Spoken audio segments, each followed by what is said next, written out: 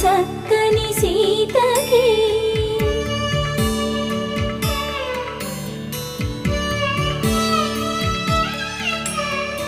ఎర్ర జాబిలి చేయి రాముడేడని అడుగుతుంటే